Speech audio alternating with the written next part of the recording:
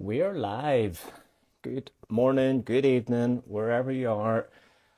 Glad you can join us. I'm Aaron Shimmons, back for another Trail Talk Live, and this week with special guest Andy Glaze. So excited to get Andy in for a chat.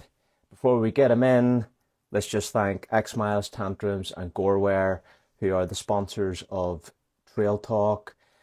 And also need to let you know that we have merch now, a limited run of t-shirts and caps. So link is in the bio for all of that stuff. So let us invite Andy in.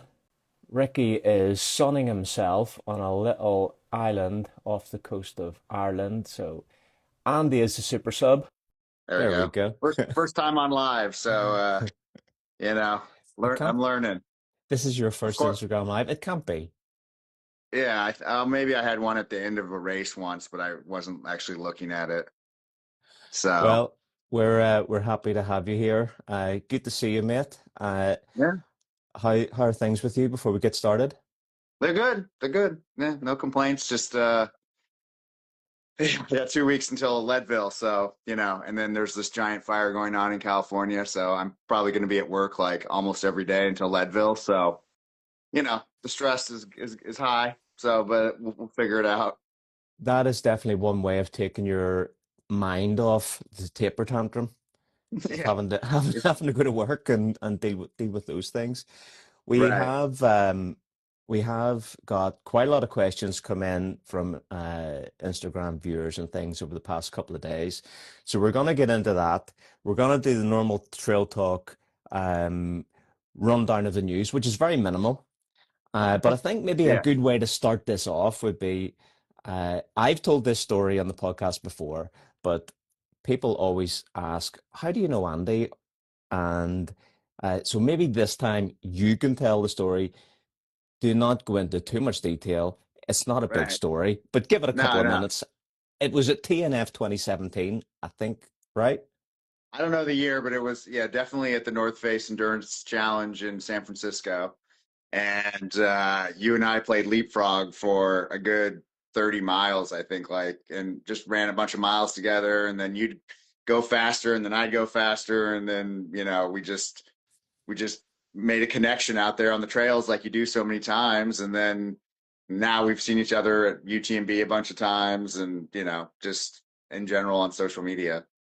Yeah, the classic ultra yo-yo buddy Yeah, that day. exactly. That, And you that know was what? us. Like, I keep saying to people, like, people ask about the difference of American trail running and European trail running and stuff. And TNF 50 that year was the first time I raced in America. And I remember thinking, wow, these people run a lot of hills. And you were the guy that I was like, you were running every hill. I was hiking Right. every hill. And then so that's how we were yo-yoing because we had like different strengths and weaknesses. And it just went on all day. But it was coming out of that race, I was like, yeah, these Americans run a lot of hills that I'm used to walking. Right. Yeah. Yeah. That was back when I was much younger and much faster. And yeah, I love to just run uphill. So I now think there's we probably more hiking involved. I think we ran like nine something that day, Oh, which I mean, I think that was a decent run. it was a decent day. Yeah. Yeah, for sure. And that's a lot of vert in that course. I miss that course. I was just literally just talking to my daughter about it today. That's a fun race. So Yeah, one of the classics that's no longer on the schedule. So let's move on with the show, and we always do like you are a heck of a super sub, but you're subbing for Ricky this week. You are yeah. our Ricky is off the coast of Ireland with his family, and I'm like Ricky. Always give me a couple of days' notice, and he shot me a message says I'm not gonna make the show this week, and we've been chatting about something else. I'm like, this is a perfect opportunity to ask Andy and bring Andy in for Trail Talk Lives. But we always start off and do a bit of a training update. So I want to hear about your training because everyone sees and you're running and it's just Andy's out running, Andy's out getting 100 miles and Right, right. just after the grind. I want to kind of know like this is a question for me. How do you think about your week as training? Do you just think I got to get the miles done, or is there a different like when you're going into a week? Are you thinking I want to achieve this, I want to achieve that? How do you think about this week ahead? I mean, sometimes I come up with like destinations that I want to run to, like certain mountains or whatnot. And normally it's just I have to look at what days I'm not at work, and then if I have anything else going on, and then I sort of just plan it around that. Because obviously, if I'm at work, I know I'm just going to be running, fire station loops. And then like the day I get off work, even though I'm technically off, I don't get off until 8 or 9 a.m. and I've worked all night. So that day is kind of like a wash. I'm not like super motivated that first day. I'm exhausted. So it's it's really just based around what days I don't have to be at work. And on those days I try to like have more fun. But then there might be other, things going on in my life because I have three teenagers and a wife and, other things that, have taken more of my time lately than they used to. But are you still thinking, are you just looking at the distance going, I got an hour, I got 2 hours, I've got 3 hours today that I can run. I'll do a couple hours in the morning, do a couple hours at night. Is there an objective other than I'm going I to go to the mean, mountains today, I'm going to do fire station loops? to get 100 miles, you have to run about 15 miles a day. So at the bare minimum, I'm running 15. And then if I fall behind because something happened in life, like it's hard to get 15 miles at the fire station, especially as a chief now. So, then that pushes it back. So then it goes, okay, I got to get 20 miles today, or it's more of an objective like, how many miles do I need to get today to get to that 100 miles or to get past the 100 miles? And then, with the Leadville coming up, my objective is like I need to get some vert, and more importantly, I need to get vert at elevation. So I'll probably look to like, go run about above 10,000 feet, get some good runs above 10,000 feet, so that I can remind myself how terrible that feels before I go run 100 miles at 10,000 feet. So um, yeah, like before Crazy Mountain, I did, more vert and I ran, more hills up and like did stairs at work, ran stairs at work and stuff like that. So, I mean, most of my races tend to be pretty verty, so I tend to, put a bunch of vert up, before those races. And whenever you are, like, if it's a race week, and let's just say it's a 100 miler, are you thinking, let me just backtrack a little bit. Whenever I see that you've got a race that weekend, I'm thinking, "Oh, Andy's getting his 100 miles done in a weekend. How do you look at the rest of the week? Are you thinking, okay, job done for the week, and it essentially gives you more kind of time off your feet because you're consolidating the distance into a smaller space of time? No, I still normally get like 30 to 40 miles beforehand. The last probably 2 days before the race, I pretty much take off. Just I'll run like a couple miles. But I'm still running 10, 15 miles Monday and Tuesday, and maybe even Wednesday if the race is on Saturday. So I just, for me, I just like to run. So it's not like I'm not like putting like hard effort in. I'm not going out there running 6 minute miles. I'm just out, keeping the legs loose. So. Yeah. All right. Look, we've got more questions on racing, on running in general, on training, you name it. There's a ton of questions. We'll see what we Okay. can get through in the time that we have today. A couple of the things in that we need to mention on the news. So Golden Trail happened last weekend, and whenever like this was doing the rounds on some of the socials, people were saying it to me, how cool is this? There was a 12-year-old Ecuadorian girl who was fifth in the women's race. When I looked back at her results, she was also fifth in the Broken Arrow Ascent, one place in front of Hillary Allen, Wow. back in June. Like 12 years old, and she's out on the Golden Trail circuit. I looked up her ultra sign up, and she'd done like 5 races in Ecuador and Mexico. She won them all, and now she's doing these Golden Trail World Series races. How flipping cool is that? 12 years old. I think I mean, that's amazing. I'm totally for it. I know that people get weirded out by ages, but my son just did a marathon this year, and it's like he's only 14, and I think it's awesome. What were you doing at 12? Not running marathons or ultra marathons, but that's for sure. I think I was falling off a skateboard and jumping off things at a BMX. Yeah. I mean, I was playing football and hating running because they used running as a punishment. So it was like anytime I got in trouble, I had to run. So that was running was not a good experience for me at 12. Yeah, that was the same for me.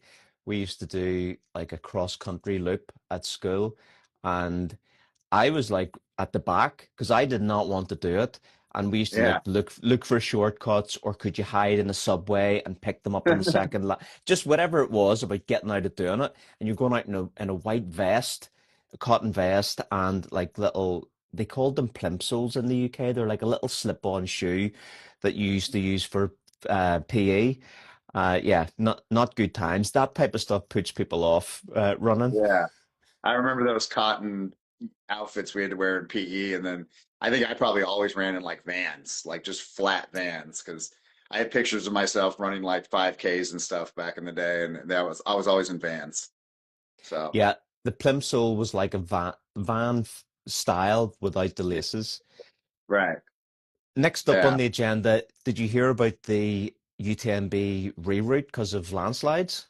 I did. I just got the email this morning. I was wondering if you were going to ask me about it. I read it, and I was, of course, it's like I've done UTMB 5 times, and I have no idea what they're talking about. I'm like, is that the first city we go to? Like, I have no idea, but is it the first city we go to? So actually, there's two sections that are rerouted, and the first one is right at the start. So you know when you're running down the road and then you take Yeah, the little right and go onto the trail. yeah, Instead of taking the right onto the trail, we're going to go left and through the streets. okay. So I think there's an extra couple of K, and there's also an extra 150 meters of vert just in that little section. It's actually, I would normally run over in those roads when I'm trying to do just some road running in Chamonix. So that's the first reroute. And then the second part is they've cut out the La Bam aid station, which is one of the aid stations as you start one of the climbs. It's quite a small one. Uh, I'm not quite sure what the reroute is there, but Is it 174K and is it the 900. aid station that's like on that big climb kind of in the beginning? The That's off to the side a little bit. the kind of the tent with, Yeah, the early casualties sitting in there. yeah, yeah, Yeah, I yeah. I believe it's that one. Yeah. Okay.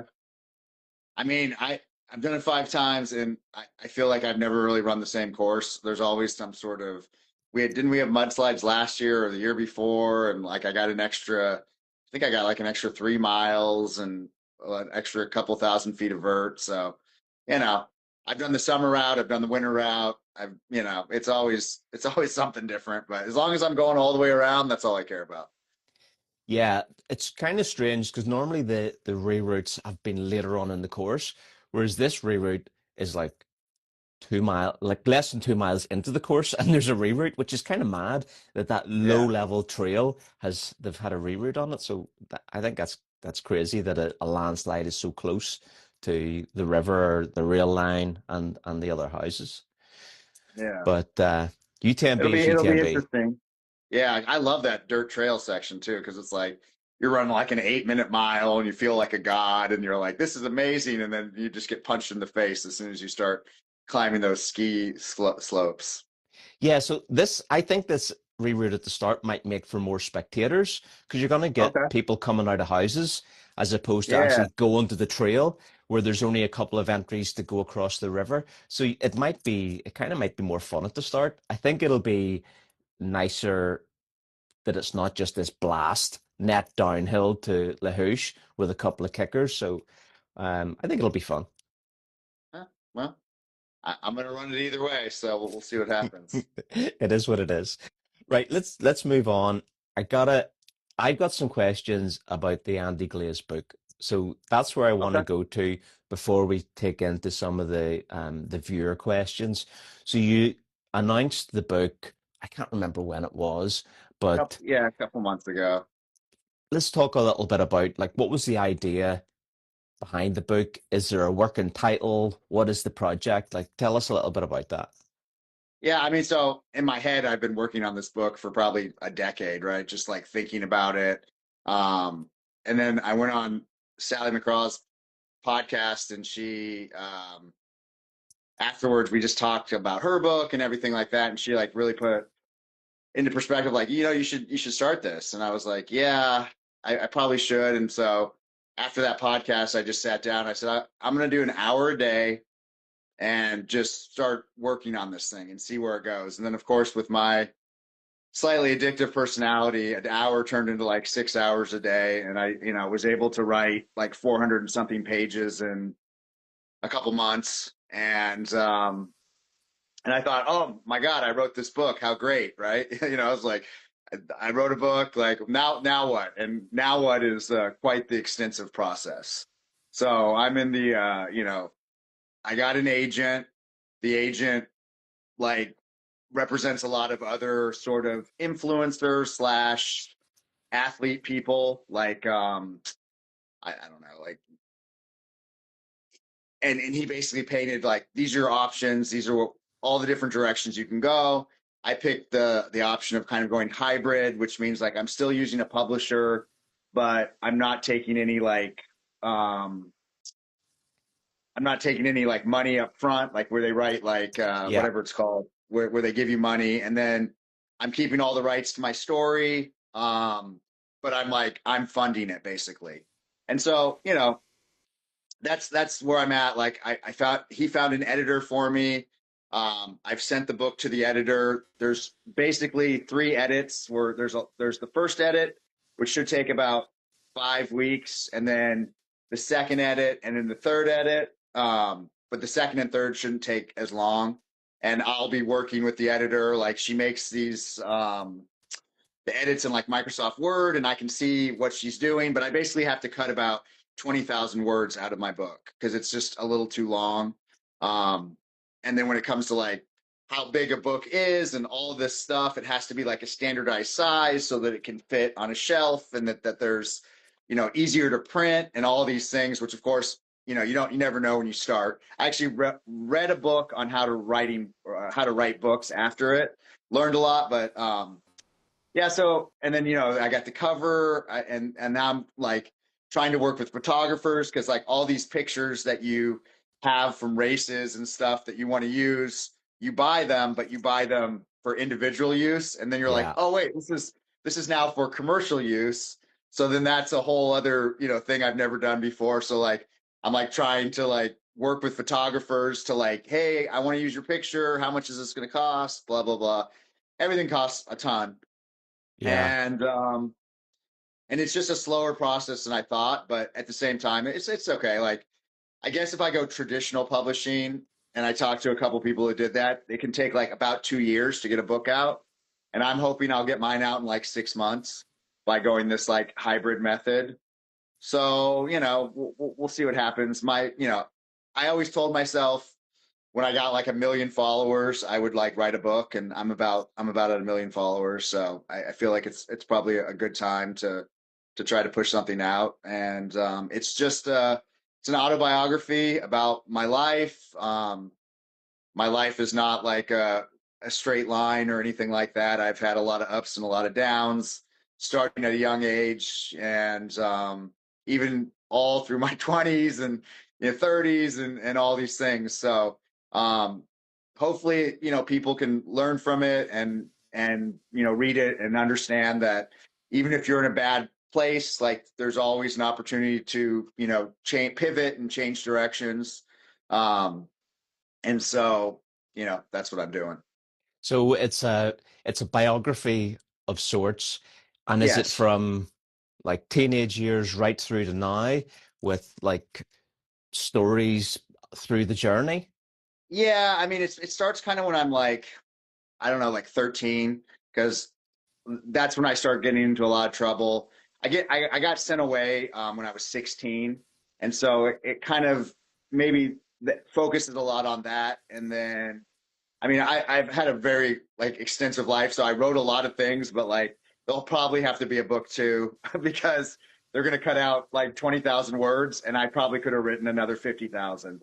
So it's it's as much as I can put in there to make it 300 pages as possible, but it's still just a like a fraction of my life. Like, there's like one chapter on me being a firefighter, or like one chapter on, me being a dad, or, it's like I try to get as much in there as I can, but I mean, I don't know. It's so hard to like put your life into just, a couple hundred pages. So are you gonna read it yourself? Like, are you gonna do the Audible, please? Yeah, Like, yeah, I am. I mean, at first I was kind of struggling with it because I read it out loud before I sent it to the editor just to make sure it's how I wanted it to sound. And I was just like sobbing, crying like the whole time. And I was like, I don't know if I don't know if I can do this. But I'll just have to, figure out a way to.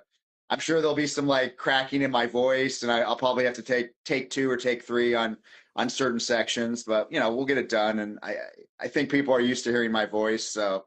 Um, and that'll be cheaper too because like I'm free, so I don't have to pay somebody to do it.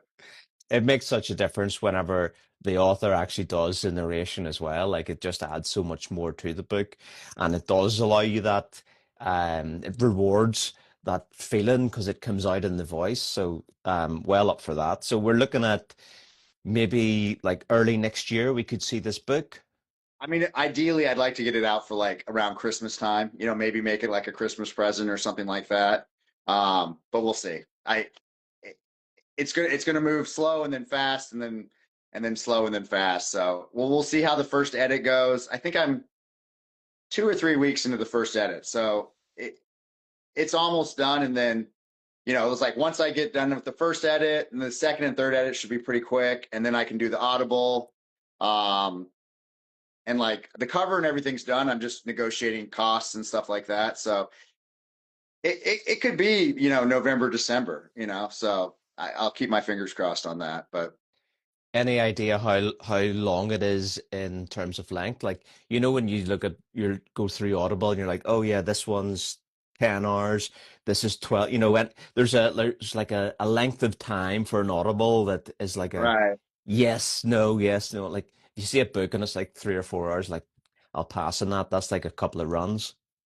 Yeah, no, I mean, it's going to be like 73,000 words. So I can't remember. I put that into like Google and asked like what that would be on Audible. And I want to say it said like 7 to 9 hours or something like that. I mean, it'll be like a pretty standard sized book. At like it's probably be like 320 pages or something like that, whatever 73,000 words ends up being. So, um, I mean, I hope. I mean, that's gonna be a long time to read. It's like when you put your head around it, you're like, I have to read my book out loud, and it's gonna take so long to record that. But um, yeah, it'll be exciting. I'm excited for it. Like yeah, it was very therapeutic to write it. Um, and I like writing. I mean, every morning I do a little journal, a little thing on my watch. So and I enjoy the process of writing. So it was actually kind of nice. But that Uh, it's going to be called. I mean, shocking.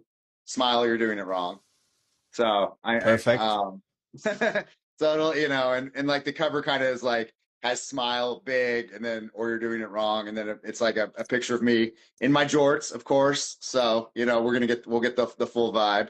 But yeah, I think it'll be good. I hope it does well, and I told my agent like my overarching goal is just to get it into as many people's hands as possible because my over I want to inspire people and I want to reach people, and um, I think this will be a good way to do it. So Whenever you announced that you were doing the book, it's not something I ever thought that I'd never connected you with a book, but whenever I heard it, I thought this is perfect.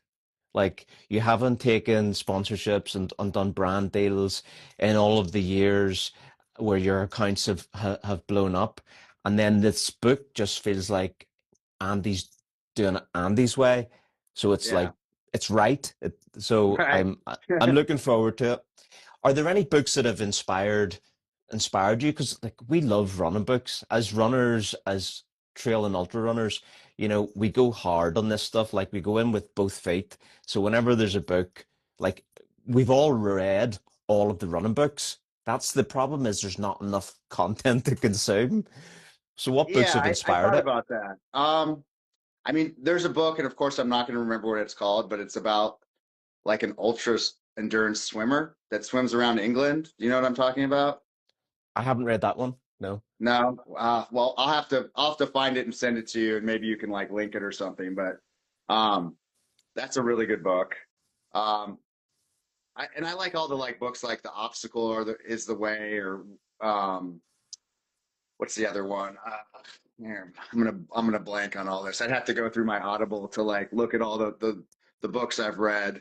Um, but I like all those Stoic books, where like the guy's talking about like Stoicism and tries to like weave it into like modern times and how to look at things and um I just like mindset books. I like to read about how people conquer like really hard things and how they talk about it, like how they break it up mentally. I like to see how people's minds work because I think that I find that really fascinating. We're all very like when I read other books and I from these like ultra endurance people and they're like explaining what they do and I'm like I do that too. That's so weird that I've never talked to this person before, and we don't know each other and we live thousands of miles apart and yet we're both doing the exact same thing to accomplish these goals. It makes me feel less lonely in a world where I clearly do things that not everybody does. Yeah, yeah. So yeah, if you send me the name of the book, I'll stick it into the Trail Talk broadcast channel. Okay. Um, and people can find it there. In the search for like sponsorship and funding for this book, you've like put out that reel saying or how I'm having have a difficult Yeah. conversation and whenever I saw that I was like, wow, this is like a major milestone in Andy's kind of online persona or life. What are the things that you're looking at? You've talked about Patreon and different things like that. So talk a little bit about that. Yeah, I mean, so I didn't, and a lot of people said like, "Hey, go do a GoFundMe or do a Kickstart." I don't really want to ask money from like my fans and my followers. Like, I don't. If you want to spend money, then I'd rather like give you guys something like a book or a shirt or something like that. So I don't like the idea of like asking for money from people like that. But I don't know, like. I have an agent now, and he's like, all these brands contact you all the time. Like, why don't you just like take a couple of sponsorships from brands that you already use, and that'll probably like just be able to like fund the book, and then there'd be like no stress. Um, and so, and it's kind of nice too because now if I get offers, I just send it to him and he does all the dirty work and I don't have to like do anything. Which I don't want to do anything and I don't want to talk to brands and I don't want to talk to all that stuff. So um it does make it a little easier having an agent.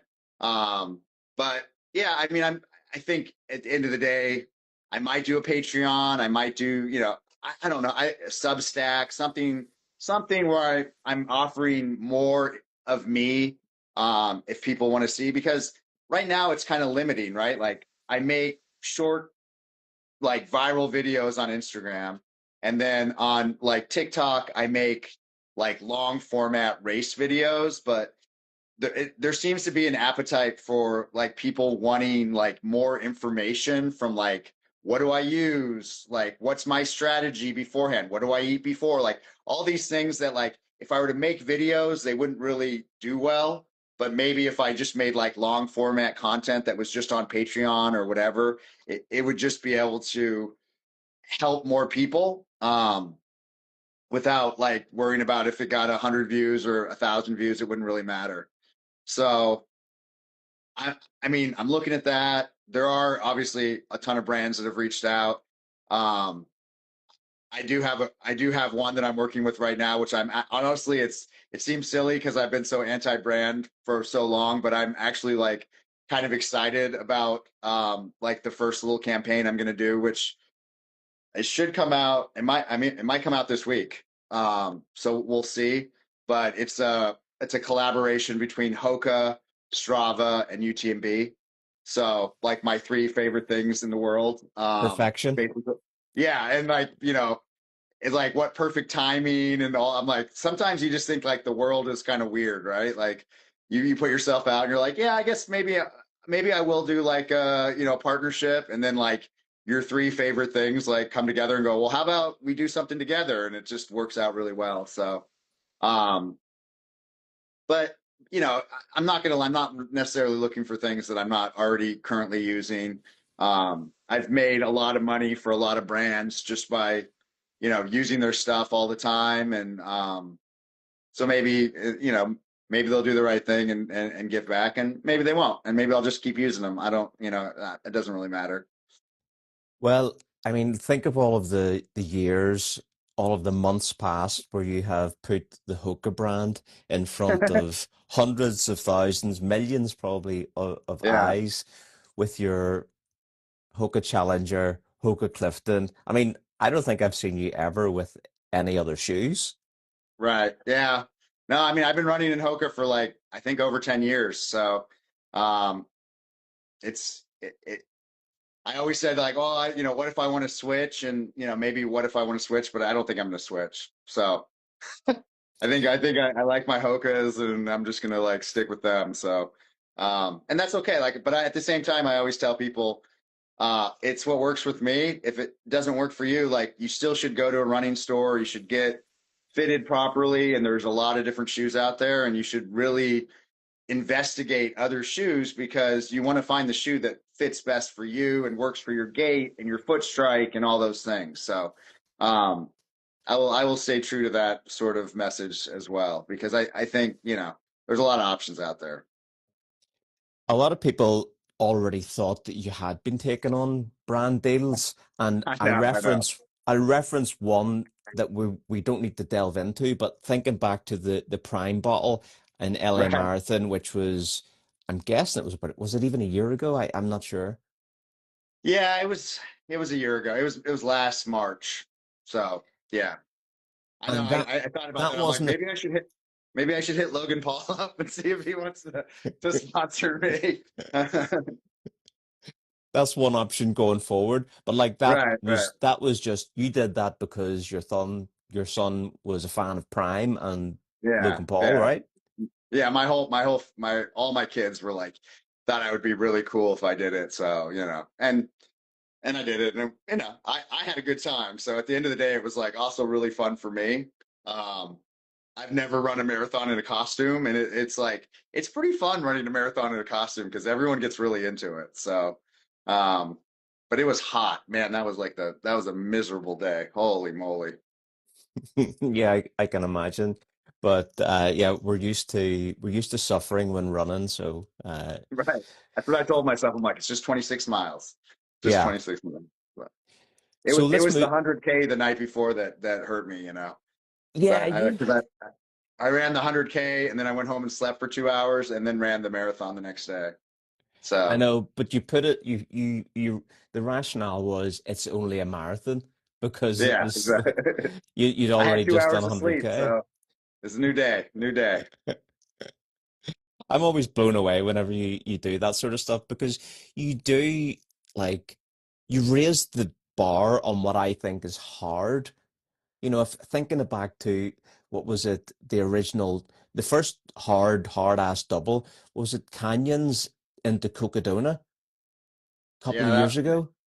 I mean, that was the first one where I like had a social media presence and like talked about it, but I I've done it like one time I did a 100 miler and I got second place, and it raced the Backbone Trail in Santa Monica. It was a really, really hard race. And then like 3 days later, I flew across the country and ran a 50 miler and got third place out there. So that was back when I was like fast. And that was pretty hard because I got like a sub 24 on a mountain 100 with like over 20,000 feet of vert, and then went and ran my like fastest 50 miler ever like 3 days later. So yeah, but yeah, the Coco Canyons, that was next level too. 100 miles, 1 day off, travel, and then run 250 miles. Yeah, that was a lot of planning. And then you went on and done doubles in around Cocodona ever since then, right? No, because it doesn't line up the same way. Like the whole Coco Canyons thing hasn't ever lined back up. We got lucky that one time where it was like that, and then it hasn't lined up ever since. So, But you did the Arizona Monster and oh yeah, then yeah, yeah, the yeah, Coco, and then yeah. how long was it to Cocodona, I that one? I think I had a little over 2 weeks in between, so I had plenty of time to recover. But no, no, I think I had 3 weeks actually, but I still had to run my 100 miles, so I ended up running like 350 miles in between the Arizona Monster 300 and the Cocodona 250. So the hardest part with that was just logistically, you build all these drop bags for the Arizona 300 and you get all your gear ready, and then you use it all, and then you have to like rebuild it again for Cocodona 250. That was the hard part. And then, I'm still working a job and still have to get my 100 miles. So it's like normally when you do a 200-mile race, you have like a lot of time to organize and get ready. Um, and I didn't have very much time to get ready for Cocodona. So And for you, personally, for me, I find drop bags are the most, it's the worst experience. It's like it's the worst part, definitely of a 200, not such a big deal on 100. Are you hitting the drop bags like everyone else? what do you mean? Like the worst part? Just the process of making them up and making sure you've got everything right. Because when you're doing a drop bag, you're like, "Well, I'm gonna, what if I need this or what if I need that?" So you're like buying multiples of things that you Yeah. might not need just because you maybe want that reassurance of if, then it's in a bag. Are you thinking along those lines as well? Yeah, I mean, but I've already invested all of the money in that, so um like I put out all my drop bags and then I just put like pretty much the same thing in every drop bag. So I just have multiples like of everything. And there's a couple things like I'll put an extra pole in there. During Arizona Monster, there's a big like kind of dirt or paved trail section. So I switched to Clifton's during it was like 40 or 50 miles of paved, that was hard. And so I switched to Clifton's, and then when that was done, I switched back into Challengers. So I had shoe changes, but I mean, basically, I have the same thing in every drop bag, and I just have, you know, I don't even 12 different of everything, and I just march it out. In every drop bag. So I kind of know, and then I'll make like a sheet that'll like remind me what's in there because you open it up and it's just a mess in there, and your mind's not like 100%, so it'll be like, all right, Andy, this is what you need to do. You have 20 miles to the next aid station. You have 35 miles to the next drop bag. This is grab this, grab this. Make sure you put sunscreen on. Make sure you relube. All the things so that I can focus a little bit, kind of like having somebody at my aid station tell me what to do. Yeah, the drop bag note is definitely helpful whenever the mind starts to go and as it inevitably does. Let's move into some of the viewer submitted questions. Thanks everyone for joining. If you can't stick around on Instagram Live, you can catch up on Spotify, YouTube, Apple, wherever you get your podcasts. It'll be published in about 8 hours. But hopefully you can stick around with us here. And they've split the questions up into different sections, so we'll just pepper through them and see what we can get to. One of the questions came through just asking how you balance like the shift work and the running, and is there things that you sacrifice? Like, do you cut down on sleep just so you can get all of those things done? Because time is the precious resource that we can't create more of. Yeah, I mean, yeah, probably at the end of the day, I do sacrifice sleep. that'd probably be like a main thing. I mean, not when I'm like in like recovering, like when I'm recovering from a race or even right before a race, I'll give myself extra sleep. But in the day-to-day grind, I mean, I wake up quite early, probably around 3:30 every morning, and start my day super early. I try to run early before my family's awake. If they're here, um, at work, I try to run before, the day starts because I work a lot at an office, and so the office has sort of like 8 to 5 hours. Um, Even though, I mean, technically I'm allowed to work out until like about 10 a.m. Um, Inevitably, I just have other things that go on, being the chief because I'm in charge of like the entire department for the day. So if you can imagine like multiple stations and multiple crews, and there's always some issue or problem or something that I have to help solve. So although it'd be nice to like back before I was a chief, I had a lot more time to run, and now as a chief, I have a lot less time to run. So and then in the evenings, I can run again. So I'll normally get, more miles in the evening, at work. At home, I just do like a short run in the evening, and my longer runs in the morning. So, like, I know you're really health focused and thinking about your kind of long-term health. How many hours a night of sleep are you actually getting? Because we know that this is like an Yeah, important factor. I know, and it's kind of like one of those things where I've read all the books, I've read all the studies on sleep. I know how important it is, but the thing is, as a firefighter, you're just not going to get it. And when I've worked my entire career with terrible sleep patterns, it's hard to go from like work where you get terrible sleep to then come home and all of a sudden get amazing sleep. So like I wake up at 3:30 with or without an alarm. Um, Even when I'm trying to sleep in, I will still wake up at 3:30 and I have to like force myself to like try to go back to sleep. So it would be great in an ideal world to get like 8 9 hours of sleep. I think I probably get like probably like 5 to 6 hours of sleep. I mean, and then some mornings, like I mean, some days it'll be like 4 hours of sleep. So not ideal, and I know it's not, all the studies and brain health and whatnot, but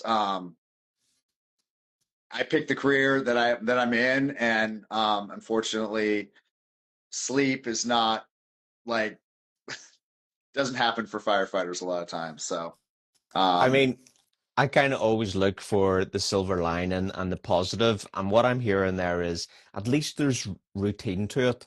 Like if it's 5 to 6, at least it's always 5 to 6, and the right, body yeah. likes that repeatability, I suppose. I mean, I don't walk around feeling exhausted during the day or anything like that. I mean, sometimes at work I do because if we're up all night, then obviously you're going to you're going to walk around exhausted. But I'll take a nap and things like that too to like sort of recharge if I need it. Um, I know that there's no way to make up sleep or like, catch back on the sleep you miss, but it definitely resets the brain. A quick nap will reset the brain. So, So brings us to one of the other questions, like how do you think the firefighter lifestyle work schedule shifts plays into ultra running, and like where does it help or complement?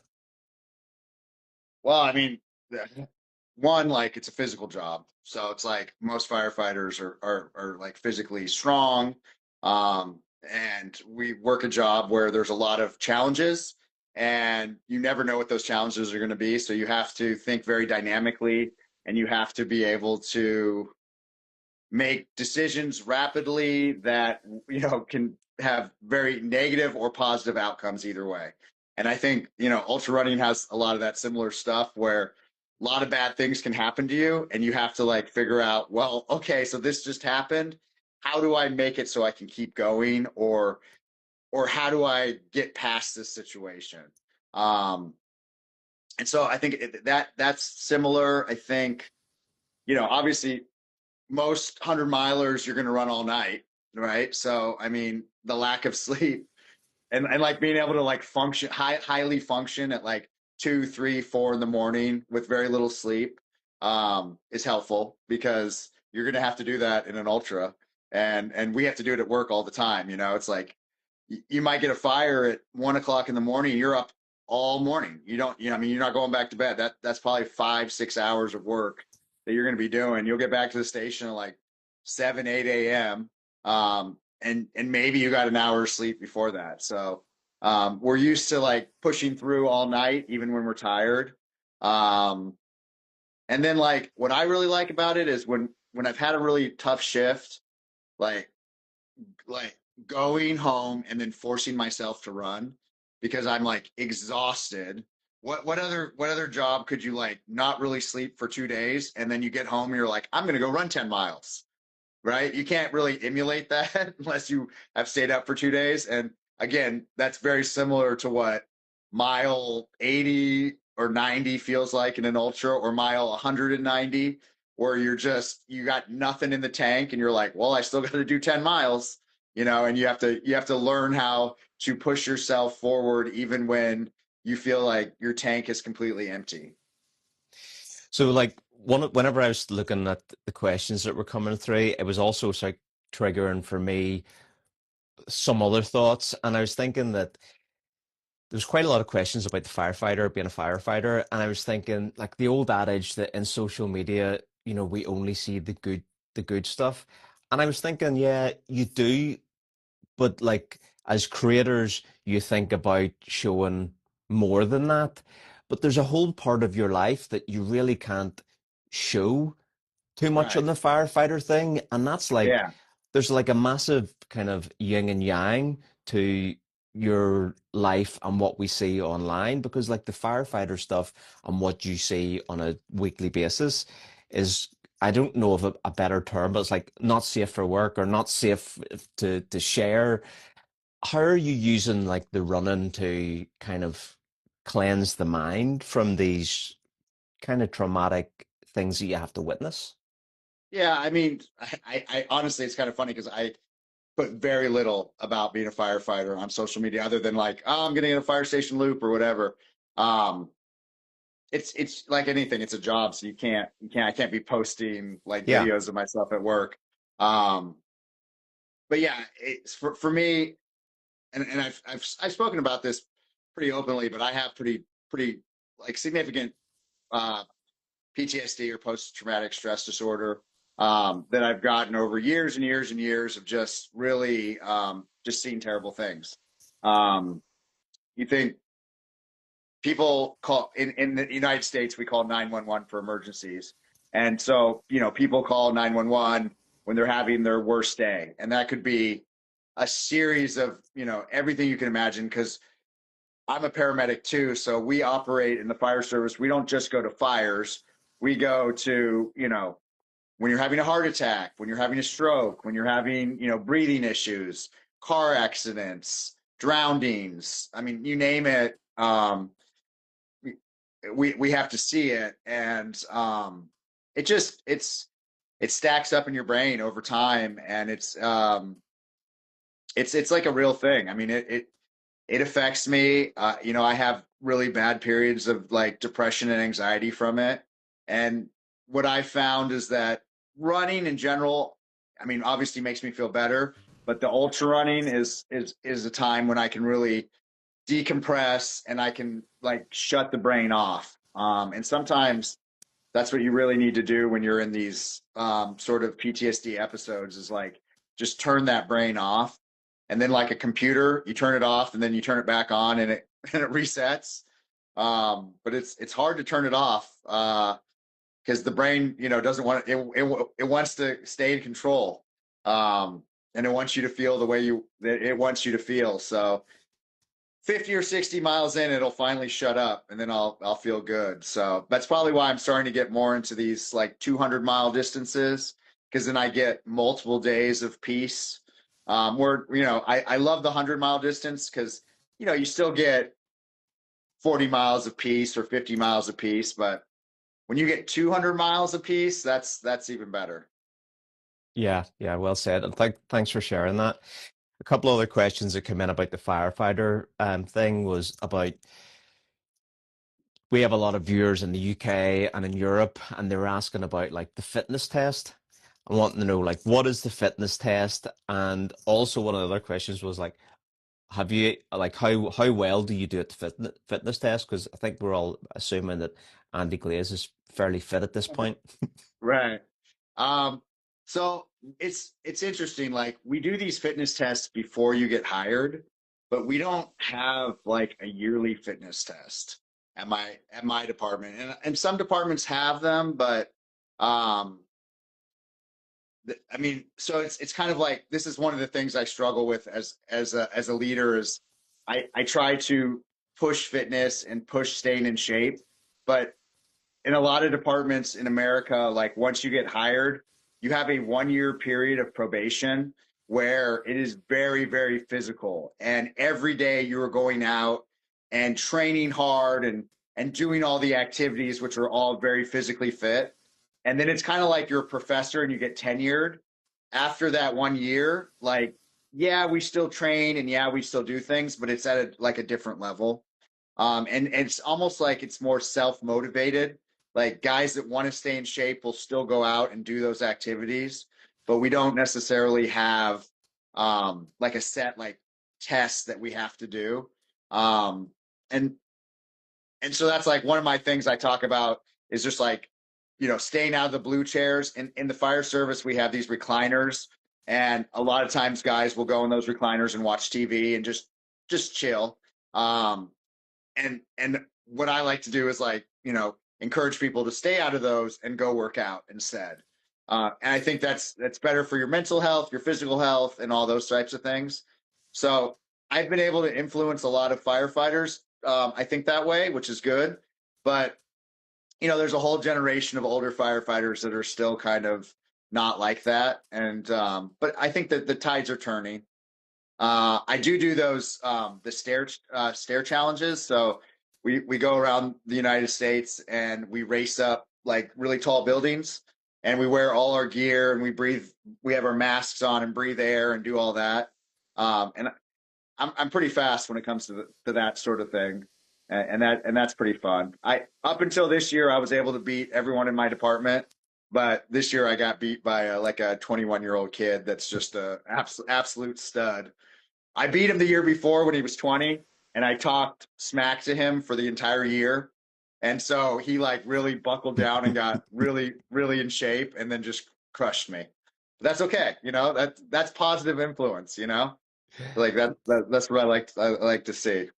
He let's say if he talks smack to you now for the next 12 months and I hope motivates he you. does.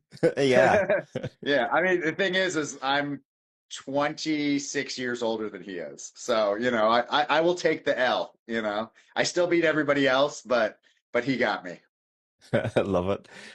Wanted to ask you some questions on trail and ultra as a sport and racing. Do you follow like the Golden Trail? Do you watch the UTMB live streams? Like, how much of the sport are you a fan of and actively follow? And like the pro athletes and things, like what's your thinking around that? I don't follow anything. I, I don't have enough time in the day. I don't watch TV. Um, I barely consume social media. I put a lot of social media out and I like interact with my fans a lot, but like I don't have any time for anything else to like to get into. I mean, the only like pros I know are like the pros I like actually know in real life, and I'll follow them because I kind of have a rule where I only follow people that I actually know. And so like if I haven't met you, if we haven't raced together, if we haven't sweated or bled or whatever together, then I don't normally follow you. And so I don't really know any of the pros, and I assume the pros don't know who I am. So um, yeah, it's just not my thing. I'm happy for them, and I think every once in a while a video will come up and I'll see somebody like do something impressive, and I'm like, hey, that's cool, but um, yeah, I I just I don't do it. I feel bad saying it, but it's not my thing. I'm more into like getting the common person to go run our sport than to worry about if the pros are getting enough views so that they can get sponsored or whatnot. Yeah, I'm pretty sure the pros know who Andy Glaze is. I've said it for a long time that your accounts get more views than some of the actual brands. Like, I'm sure you have multiple times more views than Nike Trail, for example, and that I just find that unbelievable and mind blowing, that that is the case, but also pretty cool. Yeah, I ran my numbers for last year and I got 400 million views last year. So it's I think I'm beating CNN and MSNBC and a bunch of other places too. So all from just a old dude that runs ultras. It's kind of wild, but cool. So, keeping on the race topic, give us your top three bucket list races that you haven't done. I mean, the number one is Hard Rock. I will enter that race until um, I really want to run Hard Rock. It's mostly all I think about as far as like races I want to run. Um, I don't know if there's anything else that like is really on my list where I'm looking at that MDS for next year, maybe. I mean, that looks kind of interesting. I got into the summer spine race next year as well, and that's been on my bucket list for a long time, but I just haven't ever pulled the trigger because of logistics and how far away it is. But I actually put it on my calendar this year and signed up in the first like 5 minutes and got in. But I've never run Western. I mean, I'll keep entering, but I'm not. It doesn't really do anything for me. Um, but I think really it's just Hard Rock. I just really want to do Hard Rock. Yeah, every couple of years that is the focus to get that qualifier that basically dictates my 100 mile race schedule. Yeah, What was the thought behind the summer spine? Like we chatted a bit about it whenever you posted that you entered it. I was surprised. I get, that it's going to seeing somewhere new, but I think you should have entered the winter spine. Like if you I'm want not a some proper suffering. I'm not a snow runner though. My buddy Ray Sanchez always tries to get me to go out and do that. God, what's the race in Minnesota where you pull the sled? Oh God, I can't believe I can't think of what it's called. Anyways, I'm from the desert and the heat and all that sort of stuff. So snow is like that's a whole nother frontier that I haven't broken into yet. But I don't know. I somehow it got on my radar a couple years ago. And a couple of my friends have run it, and it just I want to. I've never done a race in England, and it's far. It's a far race, and it's a hard race. I think with my philosophy on no crew, no pacers, like I think it'll work well for me. Um, and yeah, I don't know. It just sometimes like I read something or I'll see something and it'll get on my radar and then I just kind of like sit on it for a couple of years until the opportunity presents itself. And yeah, it always sounded cool to me. I don't know.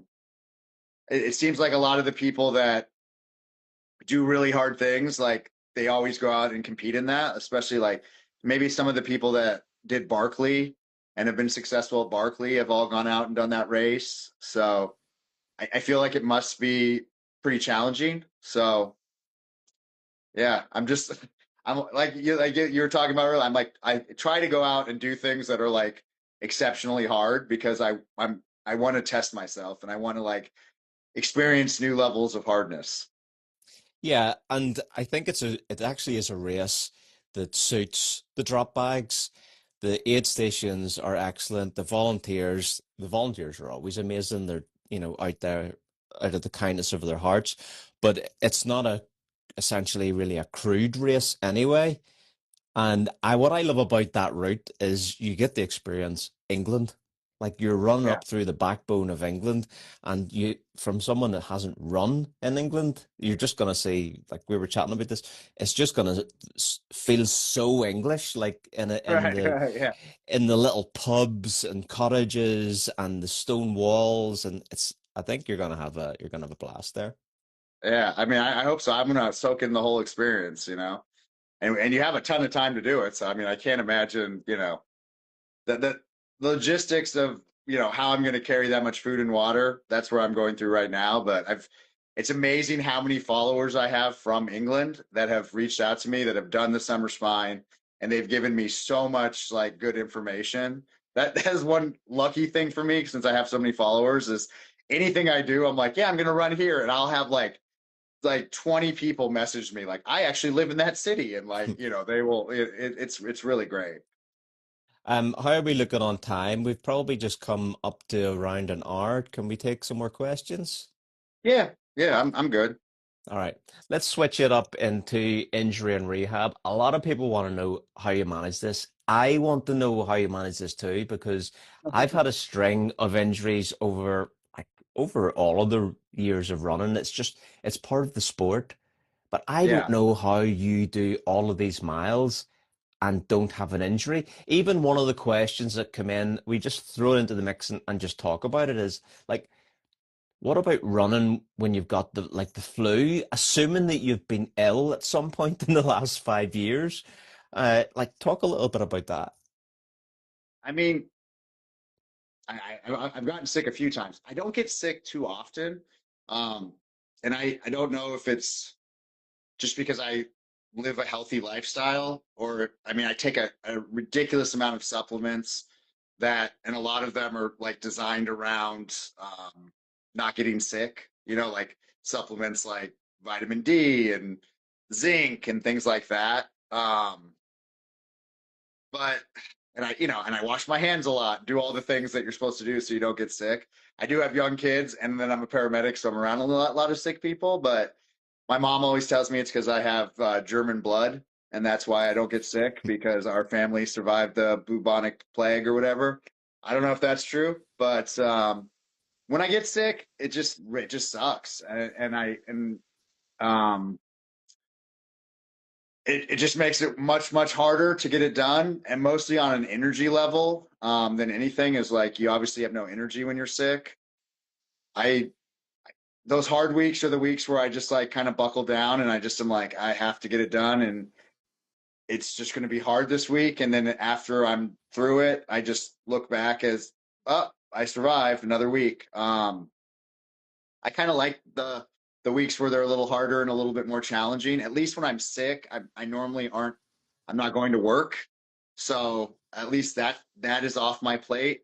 So I'm not sick and work and running. It's just like sick and running. So I think normally I will like I'll run and then I will come home and I will sleep the entire rest of the day. And then I will get up and I will run again and then I will sleep all night. And it's just like a series of like sleeping and running, occasionally eating. And there'll probably a lot of complaining to my wife about how miserable I am. As far as like injuries go, I have been pretty lucky with injuries. I haven't had anything too significant. Um, I have got, and they're mostly all fall injuries. I fall and hurt myself in my fall. Like I think you probably remember I got a full thickness bruise in my quad in February at Rocky Raccoon. That was pretty dramatic. I mean, I've fallen and broken ribs, which if you've ever run with a broken rib, it's really terrible. I have a broken Um, rib right now. yeah. So, every time you take a deep breath or a breath, it's painful. Yeah.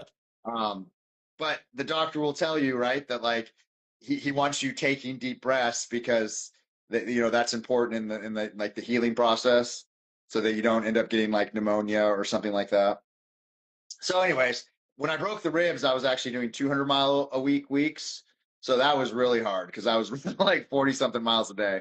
That's a whole other story. And then I've had like a couple injuries at work where like, when you're fighting a fire, sort of dramatic things can happen. Like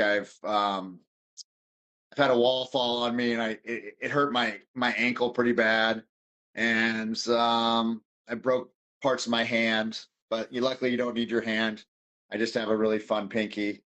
Um, you know when you so uh You hurt your back at Moab. I remember that. oh yeah, that's right. I did hurt my back at Moab, but it's one of those things where I hurt my back at Moab, and I probably could have finished, but I had 37 miles, and it was like it hurt to walk, and I was just like, I don't want to walk for 37 miles with a hurt back, so I just didn't.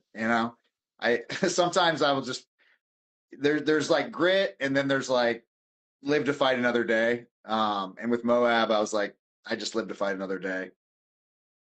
Uh, Do you like one other question was, does Andy ever feel 100%?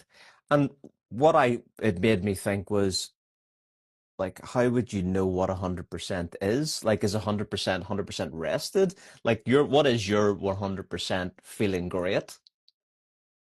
yeah, I mean, normally on race day, I feel like close to 100% because I haven't run very for like 2 or 3 days. I've run like 2 or 3 or 4 or 5 miles, just enough to keep the legs loose. But and then I'm sleeping like I'm trying to sleep like a lot more for those couple days. And so I normally go into race day feeling pretty strong and feeling pretty good. Um, but no, I don't ever feel 100%. No, normally I feel like probably like 40% or like 50%. I Yeah. think this next question is close enough to this topic that we'll just throw it in there. Over the past, I'm going to say it feels like the past recent months, we've seen you really cake on more sunscreen. Like Yeah. going at it may have been around the Arizona Monster 300 around then.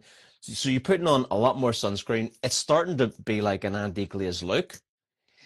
I know you're Well, and I'm super also into wearing I'm like, wearing long sleeves too. Like, yeah, long sleeve. Yeah, yeah.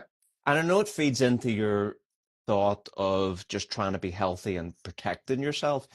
Talk a bit about the sunscreen. What is the mindset there? And I think I have some ideas about it, but I'd love to hear your thoughts. I mean, the real like so my dad died a few years ago and he died of melanoma. So, that's the real reason. I've used other sunscreens. I just like rubbed them in more.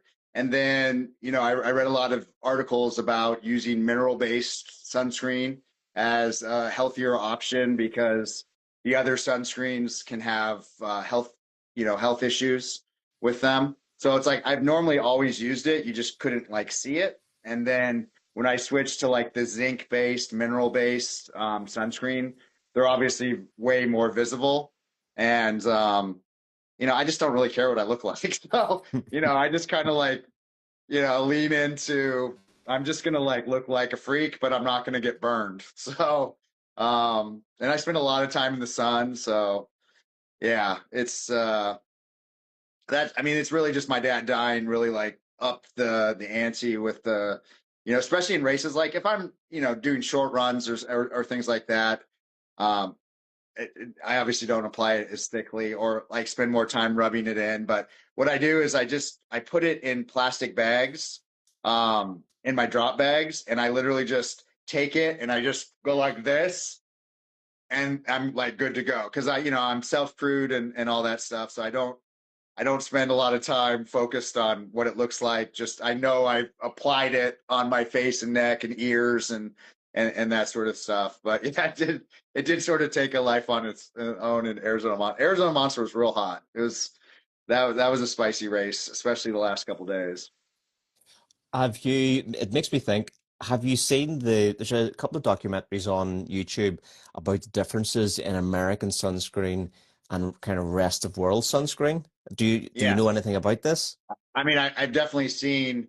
I don't know if I've seen it on YouTube or like where I read articles or whatever, but that yes, like different countries besides the US has like better doesn't have all the like the bad chemicals and whatnot that you're putting on your body.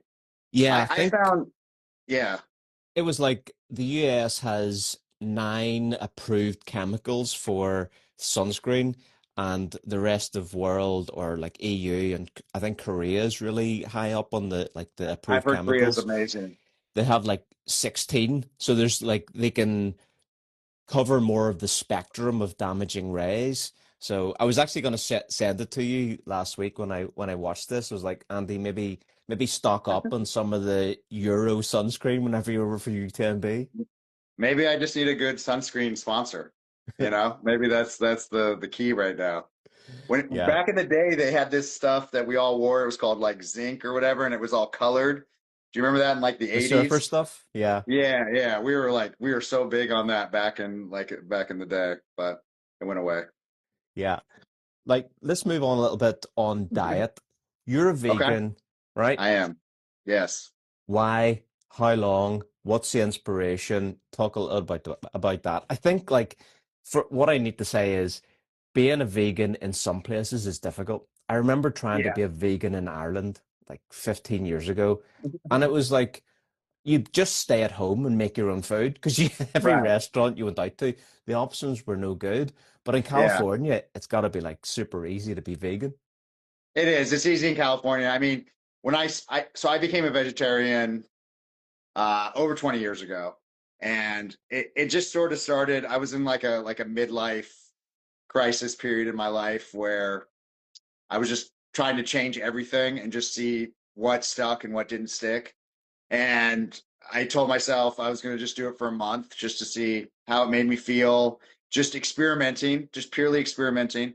And I felt really, really good. I felt like a lot like more energy. I felt less sluggish, less sleepy all like throughout the day. And so I just never went back to eating meat. Fast forward like 16 years, like some I think I've been a vegan, we'll call it 4 or 5 years. I'm not entirely sure how long because again, it's not really that important to me, so I don't like document like when exactly. But I got a dairy allergy, and so I started having like a lot of stomach problems and things like that. A lot of gas, we'll Mm. say. I was not the most popular fireman at the firehouse with the amount of gas I had, so I quit eating dairy. And when you are a vegetarian and you quit eating dairy, you are now a vegan. So that's like sort of the origin story of the veganism. I am not a pushy vegan. I embrace everybody's diet and lifestyle choices, and I kind of have to be being a firefighter and working in the fire service where everybody is doing meat all the time. But my kids eat meat. My wife and I are both vegan, but my kids eat meat, and it is what it is. I think that's like an adult decision. So if they ever choose to do it, then that's totally fine on them. But in general, um, yeah, it's just what works for me. And I mean, it's been over 20 years, so maybe it wouldn't work for me. Maybe if I switched to meat, it would work for me now. But it's just hard to say because it's worked for me for over 20 years. Cool. All right, on to gear as we have to wrap it up reasonably soon, given how long we've been I going can here. talk But forever. Me and Sally's podcast went for like 2.5 hours. So, well, I'm this. I mean, this has been good fun so far. We want to talk a little bit about gear. okay. One of the questions that came in was, "What's Andy's Hoka budget? Like, how much? How long is a shoe lasting you in terms of weeks or months? How Yeah. many Cliftons or Challengers are you going through a year?" I mean, the last couple, I've kind of like tapered. I haven't been running as high mileage as I was previously. When I was running like 8,000 miles a year, obviously the budget was more. I would say I'll probably go through. I think last year I went through 22 pairs. I'll probably go through like 18 pairs this year. So I don't know. I mean, you do the math. It's got to be a couple $1,000. It's a lot, but you know, cost of doing business. I Oh, and I think and, and four, I change them out after about 400 miles. So you know that's. I think this year I'll probably run like a little over 6,000 miles, something like that. I think Hoka need to be sending you the shoes. Like that seems like the obvious. like money saver. Like I'm not interested too much in brands paying for stuff, but if it's something you're already using, I'm like, Right. yeah, well, I like those shoes anyway, so I'll take them. Yeah, we'll see. I mean, maybe that'll be that I'll have my agent negotiate that. But then you would be a Hoka athlete. But Would I though? you're already a Yeah. Hoka athlete anyway, just I mean, unofficial. I mean, name somebody that's putting Hoka out as much as I am. It's like, Yeah. Like one of the other brands, like you rep a couple of other brands fairly consistently with no connection, but it's very hard to get on that Satisfy drip list. And yeah, Satisfy send you the gear. Not too many people get Satisfy gear for free. they There's don't. another big saving. Yeah, No. yeah, no, yeah. Every once in a while, I get like a huge package in the mail with just a ton of stuff, and it's like, wow, this is a lot of very expensive clothes. But What I've met the owner a bunch of times. He's like super cool. I think he's a vegan too. And yeah, like we get along, and I see him at races and everything. It's a cool company. I'm into it. So have you tried the Satisfy shoe? no, no, they didn't. It didn't come in. It didn't come in wide, and I just got it to get it because I wanted it because it looked so cool. But then I didn't want to wear it because I didn't want to ruin it. I don't think your So feet would go in it no matter what size. Like it, everyone's it seen your looked pretty feet. narrow. Yeah, it looked pretty narrow. So like I just got the Mafates and they don't come in wide, but like I put them like up against the Clifton, I mean the Challenger, and they look like they're the same width, even though they're not coming in a wide.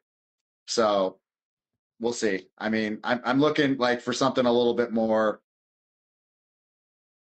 grippy, for like UTMB and whatnot.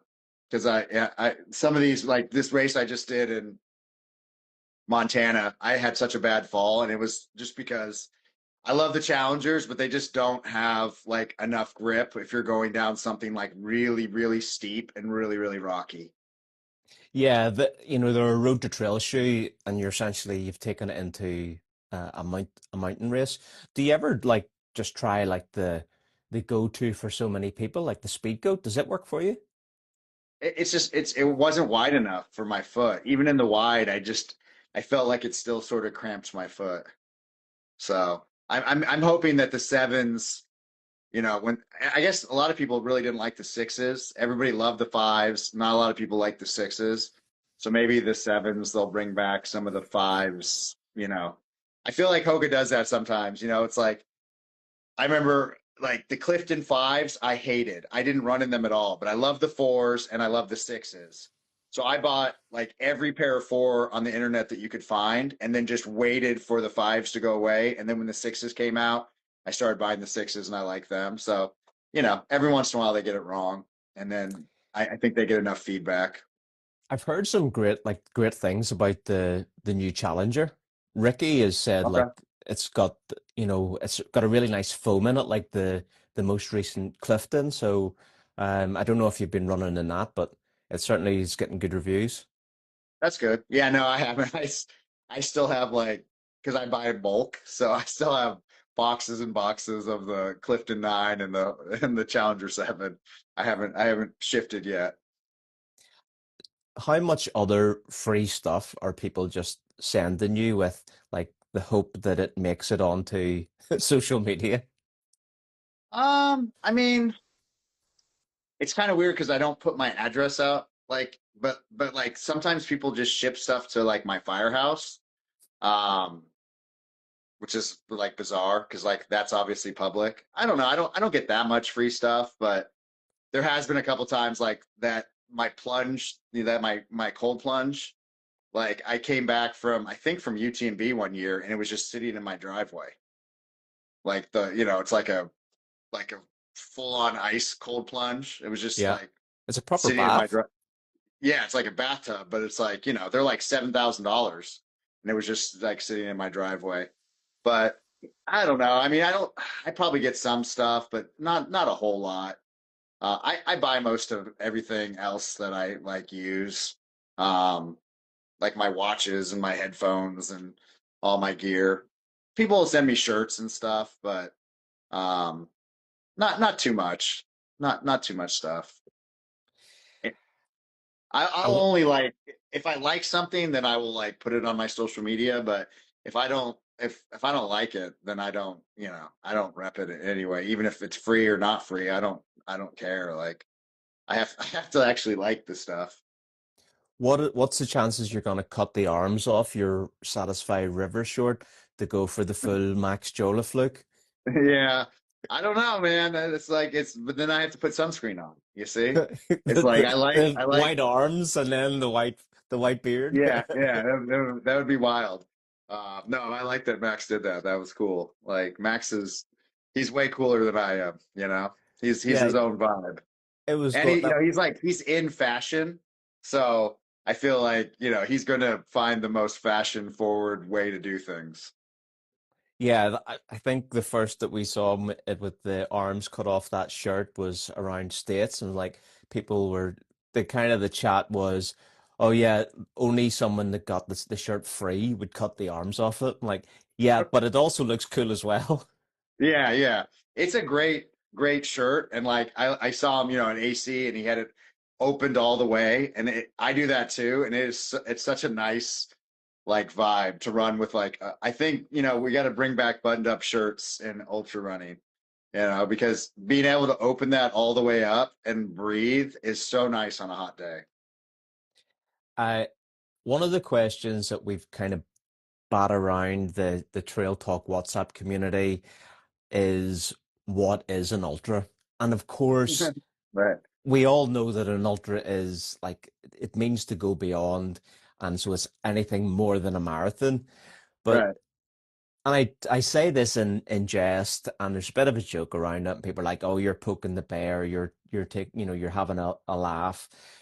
But I feel like ultra has evolved to the point that like a 50K, yes, I know it's an ultra, and I'm not discrediting anyone that runs a 50K. That's not what I mean, but like that ultra experience where the mind goes somewhere different takes a significant amount of time.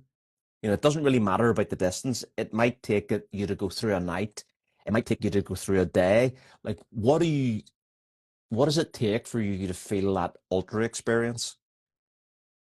Well, I mean, I see what you're saying, but I remember my first 50K and it was like I think it took me like almost 10 hours. It was in a mountain and I got the full ultra experience, believe me, even though it was only a 50K. So, I think there's some perspective in that as far as we have to kind of remember what it was like when we first started, like getting into the longer distances. And it is, there is still a big jump between a marathon, which is most people run marathons and it's like flat and easy. And then you jump into a 50K and it's like, yeah, it's only 5 miles, but it might be 5 miles with, thousands of meters or feet or whatever. So, but for me, I mean, that's why I like the 100-mile distance because I like to do the full day. I like the transition into nighttime. I like to grind through the night. I love to watch the sun rising, breathing life back into you, and that whole thing is like that's the whole experience for me. Um, Definitely 100 is my favorite distance. I'm still figuring out the 200-mile distance, but you just keep trying and eventually you'll get there. You keep going back to this is a question for me, but you keep going back to Moab, you keep going back to Cocodona. What about the other 200s? Like you'll know and remember that I ran Bigfoot 200 in 2019. And Yeah. that is the main, apart from Cocodona, I kind of would love to do Cocodona, but I've sort of said to myself, I'm only going to go back and race a 200 in America when I'm living there again, which will no doubt happen at some point. But why have you not done the others? Specifically from a personal perspective, why have you not done Bigfoot? Because it is amazing. Like Yeah. I that mean, course is so cool. Ray Sanchez, who he's run 100 hundreds and I don't even know how many 200s, but he always tells me that's his favorite 200. But I mean, it's a pretty simple answer. It's just it's during fire season, and like to run 100. Like I just ran Crazy Mountain. It's the same time like during Tahoe. Um, it's a lot easier for me to take. Like I literally flew out to Montana, raced, and then flew home, and then went to work the next day.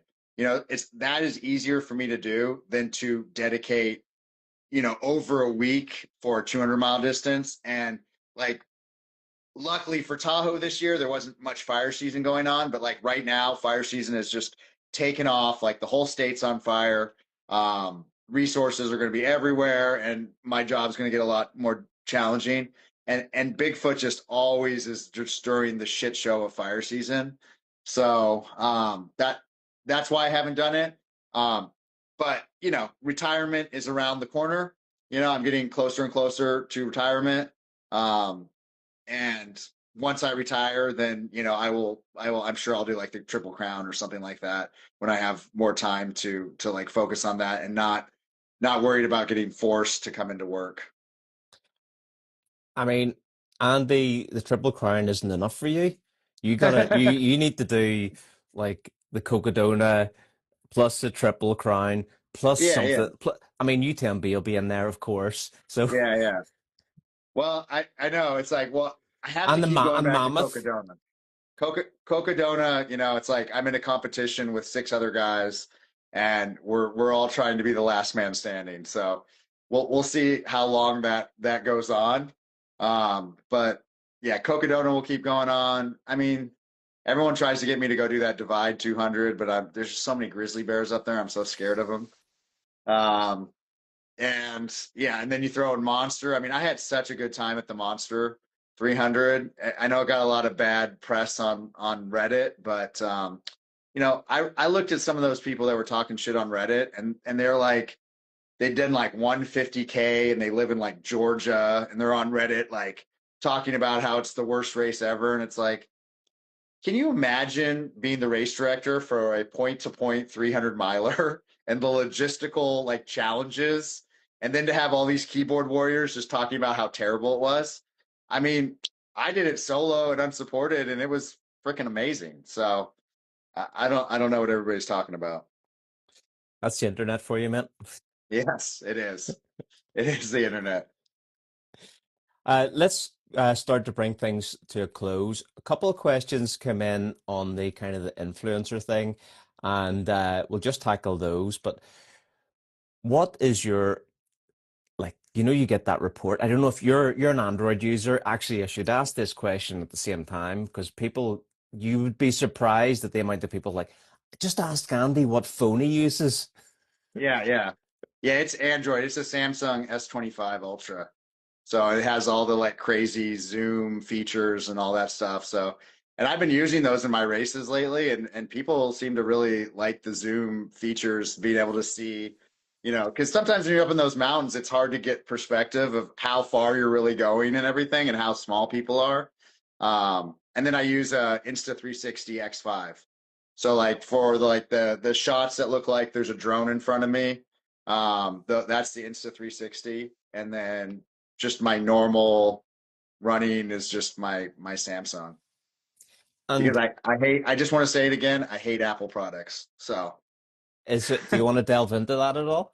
no, I just I'm an old school hacker from the 90s, and like I've been fighting against Apple my whole life, and I will continue to do so until they're dead and buried. I had the first G1 phone whenever Google got into the market and brought out Android, and I moved to Apple because I was just sick of like having to have like I worked in IT kind of support early on, and I was like, I don't want Task Manager on my phone as well to kill things.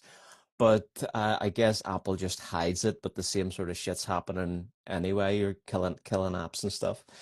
Yeah, On a weekly basis with an Apple phone, you get a report that says this is your consumption hours of phone screen time, and you can see a breakdown on the apps. yeah, I'm yeah, assuming Android has something similar. yeah, yeah. They do. I always What does yours look I like? swipe it and I don't look. I go, I I don't don't want to I don't want to see. know. I don't want to know. Well, because it's hard too, because I think they count like all my runs because I'm listening to like Spotify or I'm, listening to Audible or something like that. And I think they count that as like phone usage time, right? And so I think I looked at it one time and I'm like, this is not accurate at all. And then now when I get it, I just swipe. I don't even, I don't want to know. Yeah, then I mean the numbers can be pretty mad for that reason. What sort of stuff are you listening to on your runs? That was another question I didn't go into earlier on. Like, Yeah. is I it mean, audiobooks, Spotify, anything else? I mean, that's about it. I listen to books and then, and I kind of go back and forth. I'll get really into nonfiction. And then when the world starts to get a little too depressing, then I'll switch to like fiction and like I'll go live in like a dragon world or like, a spy world or something like that. And then I like right now, I'm really into AI. So I'm just listening to a lot of podcasts on, the future, robotics, AI, what's all coming down the pike, what companies are doing what, and just really trying to stay up on all that stuff. That's what's interesting to me. So I listen to a lot of podcasts on that. And I listen to music, but normally I kind of starve myself of music until races, and and then I listen to only music during races. And what Um, what is the music? it's just a mixture of pretty much everything. Um, there's not much I don't listen to other than pop. I'll listen to everything from like heavy like death metal to like country to all the alternative stuff. Gangster rap from the 90s, like new rap from now. I mean, just anything but like Taylor Swift and that poppy stuff I can't get into. So What was the last thing you listened to on a run? I think I listened to like Weezer's one of Weezer's old albums because you put it on one of your things, and then I like, oh, I miss Weezer, and so I listened to like the whole album again. Yeah, I was couple of classics there. Like, uh, and I put that on because my wife mentioned to me last week about what's this Buddy Holly song? Who was it by? And that put yeah, Weezer into my head, and now yeah. that's why it was on that story because I was thinking about Weezer, and that Buddy I Holly tune's a I classic. can literally remember being like 16 years old when that album came out and going to like the record shop and buying the CD and just listening to it so much. It like brought back so many interesting memories. Yeah. All right. Last couple of questions. How do you balance the good and the bad on social media? I know you lean into the haters, Yeah. and kind of give them some much deserved airtime. But like, what is the split? Like, how much negativity are you seeing in the comments? I think it only really happens when my videos go viral.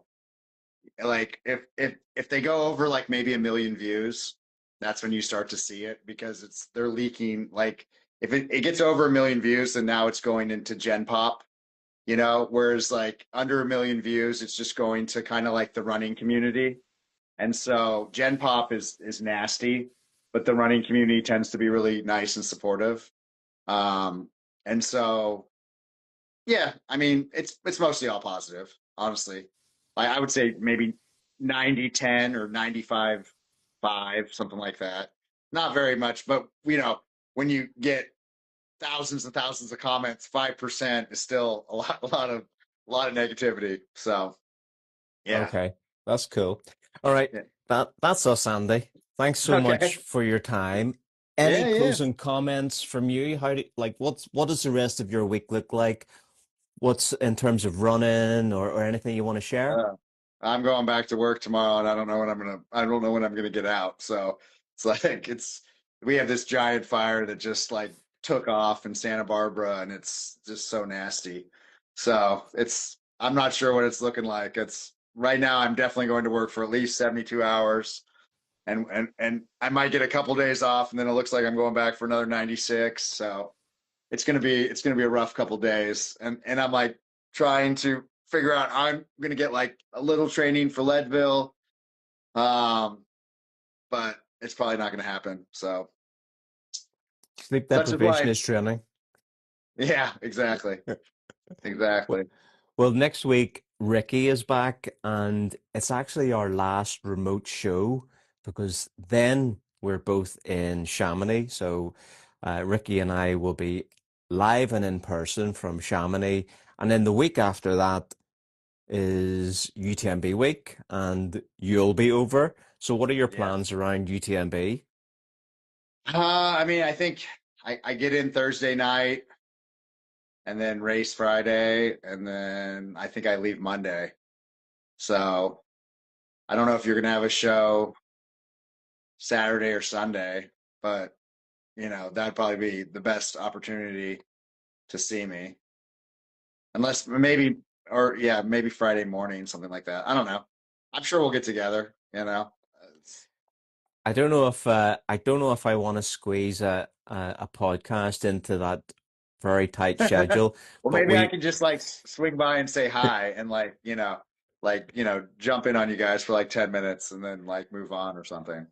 yeah, maybe you can catch us as you're out for breakfast miles or something then. Yeah, exactly. My All shakeout, right. my shakeout run the morning of. Yeah, we'll see if that works. All right. In a couple of days, we have another podcast dropping with Merrill athlete Mercedes Seigel Gaither, so people can check that out. You can get it on Spotify, on YouTube, on Apple. You can also join the Trail Talk WhatsApp and talk about this episode, jump in and ask questions about gear, about whatever you want. That's what it's for. I just love how there's that WhatsApp community that has a life of its own. Like, I don't even need to participate. It's just like living and growing, and people are asking questions and answering questions. And I just wake up in the morning with 200 WhatsApp notifications and have to scroll Nice. through to see what people are talking about. But for me, thanks so much, Andy, for joining Yeah. us. Enjoy the rest of your week. Everybody else out there, enjoy your running. Have a great week. And until the next time, peace.